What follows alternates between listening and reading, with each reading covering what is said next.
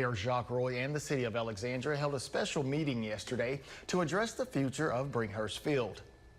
Once the vibrant home of the Alexandria Aces, Bringhurst Field has fallen into disrepair. Squatters, fires, weather, and time has all taken its toll on the venue, turning it into what some have called an eyesore.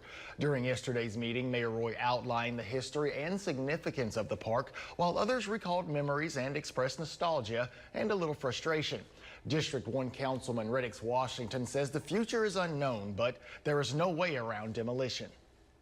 Right now, we don't have a definite decision of what's going to happen with Bringhurst, except demolishing some of the areas of it that are deemed unsafe to the public and to the area.